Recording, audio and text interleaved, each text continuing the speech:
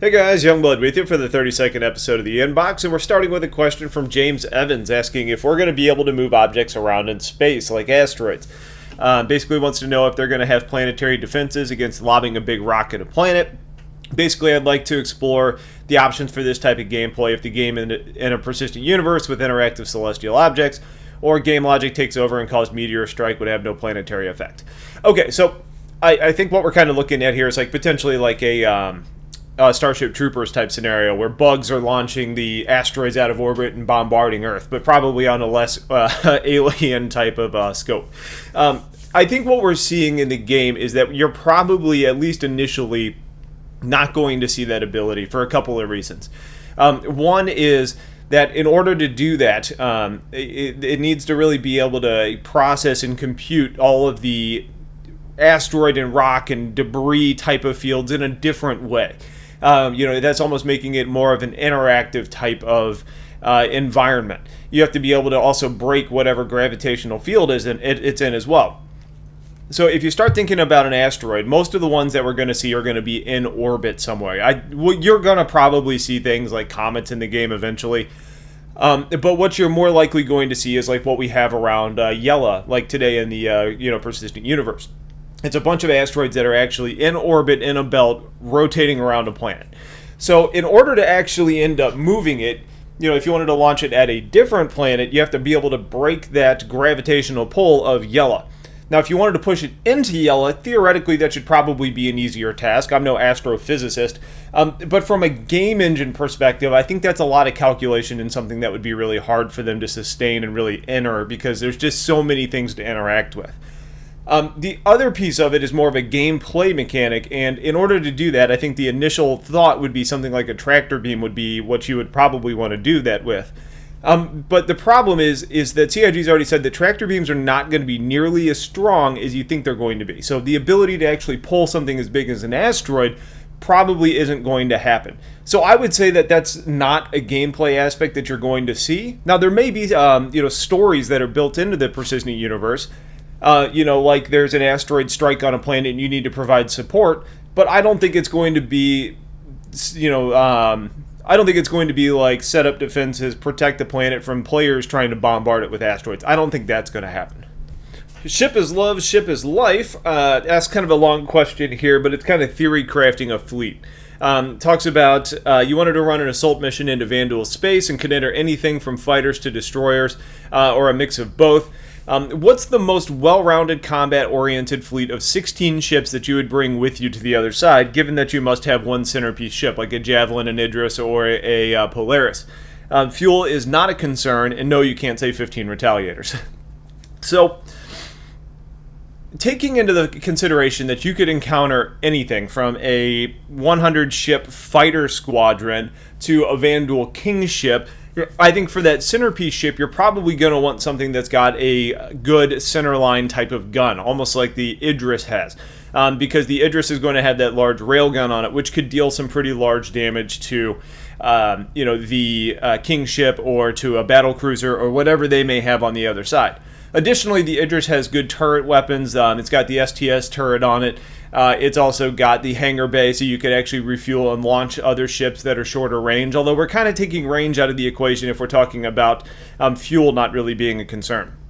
But Idris, I think, is the most flexible of those three larger capital ship type of options, and I'm leaving the Bengal out of this just because it wasn't mentioned in your question. So I'm going to pick the Idris for my large ship, leaving me with 15 others.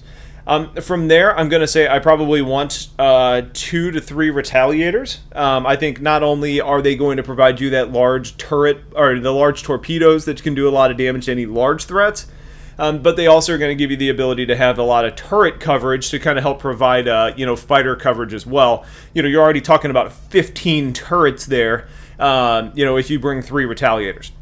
So we're up to 4 ships. I think you're going to want a large contingent of fighters. So, we probably want to have another maybe 8 ships. So we'll say 6, or let's do just 4 and 4. 4 Sabres, 4 Super Hornets.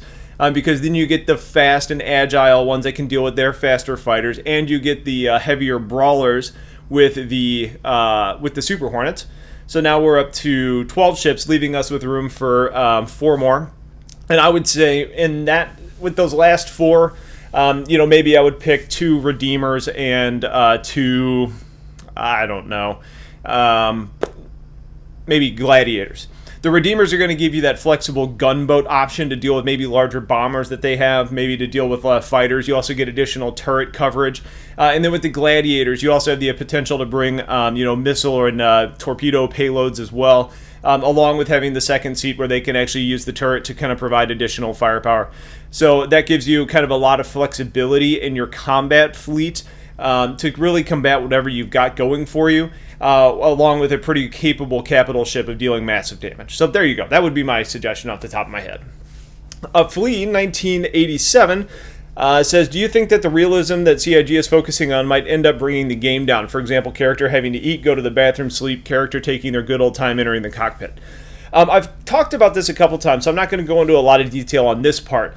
But no, I don't think it's going to bring the game down. I think it's going to be integrated very organically. I don't think sleep is going to be a huge issue. I think hunger isn't going to be a huge issue. Going to the bathroom isn't going to be a huge issue. I think they're going to fit into what we're doing very naturally.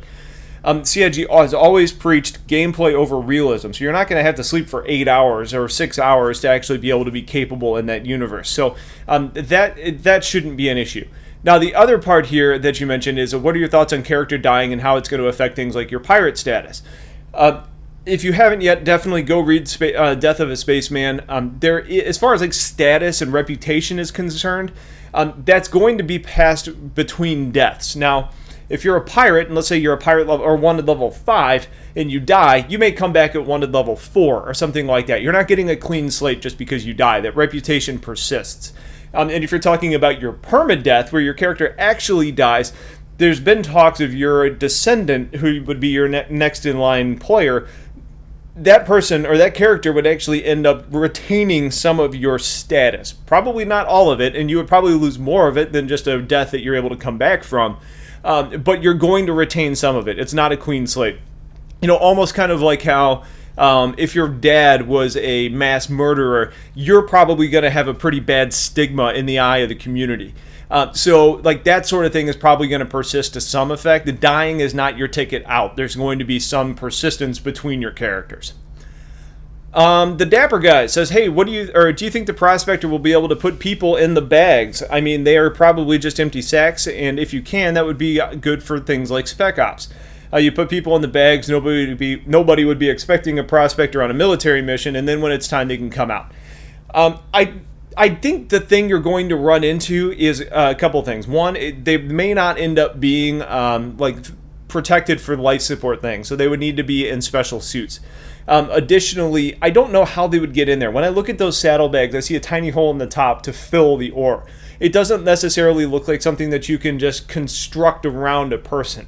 So I think just from a simplicity, or the sake of simplicity, I don't think you're going to see that, because it would need to be something else that CIG has to build in there when there's other aspects of the game that are going to allow you to accomplish similar things. So I wouldn't hold your breath on that actually being an option, not only just from design, but from probably a conscious gameplay decision.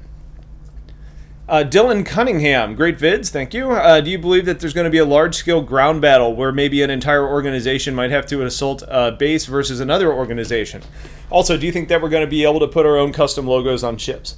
As far as the ground battle goes, it's going to be something that we probably see at some point. And I think the Dragonfly is our first real look at that becoming a possibility, having things that are capable of combat on the ground. And even in some of the concept videos and concept art, you see people actually shooting at each other from the back of dragonflies. So that sort of thing is going to probably be implemented. Now, we're also going to have first-person shooter aspect of the game, and we know you can land on planets, so that logically says that, yes, you can have some level of ground combat. Is it ever going to be 100 people versus 100 people? Maybe. We don't really know. I think most of what you're going to see is org combat in space and on stations, and I think you're going to see some on the planet. But until there's more ground vehicles implemented and more bases that are actually there, I don't think it's going to become super prevalent, but I think it's going to be a part of the game that you're going to see. Brent Chesson says, do you think the Aurora will be able to pick up the Prospector's containers? By the look of the pictures, it would be a close fit. I don't think the Aurora is going to be kind of that natural decision. I think if you can open up a store all and just kind of shove it in there, maybe, but we haven't really seen much information on those store all boxes that it carries. Theoretically, if it's like a cargo container today and it's got those doors on the back that you can open, then sure, yeah, you could probably EVA shove it in there and go. But those containers aren't as big as you think, and I think the ones on the Prospector are probably bigger than you think. So technically, I think it could fit, but I don't think it's a natural fit. The Prospector was designed to work hand in hand and kind of seamlessly with the whole series. So I think if you're talking about just a small transporter to carry those saddlebags, I think something like a Hull A makes a lot more sense than something like an Aurora. But I don't think they're going to just limit it and say, no, you can't do that. It's going to be more about space, dimensions, how that store-all box works, and what the actual gameplay is to get it in from point A to point B. Dumb Comment says, I have a question about shipwrecks. Will it be floating around forever or just disappear later? I hope they let us make a space graveyard. It would be great. I don't think there's necessarily plans for things to just disappear out of the blue. That being said, with how big this game is going to be, I don't think you can also just let things survive forever because let's say a ship breaks apart and you've got parts of the hull that aren't really worth much. Maybe it's just so damaged that even the material it's made out of isn't worthwhile. You get to a point to where there's just so much crap floating around that the system has to remember where everything is, what it is, and that could potentially become an issue for actually bogging down the servers. We see those types of issues today, even with ships in the persistent universe that we have right now. When too many ships get pulled, you're not able to pull another one because there's that cap that was hit. So we know that server's going to be optimized. We know it's all going to work better, but I think there's going to need to end up being a balance where maybe ships persist for a week, or maybe once there's 10,000 wrecks that are floating around in space, then the oldest ones start to disappear. There's probably going to be something that dictates these things disappearing at some point, and maybe the way they do that without it being arbitrary is saying that NPCs get dispatched to go collect these types of things if they haven't been touched after a certain period of time. Because remember, we're 10%, NPCs are 90%, and those NPCs are wanting good careers too, and some of those NPCs are going to be doing salvage. So I think that's almost a good way to implement almost like a server garbage crew, is by having NPC salvage people that go pick up the older stuff that the real players aren't. And then for the last question today is from Tainted. Will we be able to upgrade the base model Freelancer to the Freelancer Dur in the persistent universe? So today what we have is cross-chassis upgrades. You can just click a button, buy it for $15, and then you end up going from the Freelancer to the Freelancer Dur. Once you actually get into the persistent universe, it's not going to be like that. It's going to be more about upgrades. So you've got the base Freelancer, but in order to get the Dur, you need the extended fuel tanks, you need the better sensors, those types of things. You can either upgrade those components on your base Freelancer to get it to perform like a Freelancer Dur, or you could technically sell your base Freelancer and use those credits to buy a Freelancer Dur that's been completed that way. So it's not going to just be a button and all of a sudden your ship just becomes a Freelancer Dur. There's two different paths that you have to take: buy and sell or upgrade components. But in the end, really, for the most part, the difference between variants is just really components. Sometimes it's whole differences, like we see with the Cutlass line. But most of the time, the important part is really just tied to the actual parts that are in the ship. So that's going to be it for today. Hopefully you guys got some good information. Get your questions in if you haven't asked them yet. Otherwise, stay tuned for more, and I will talk to you guys later. Take care.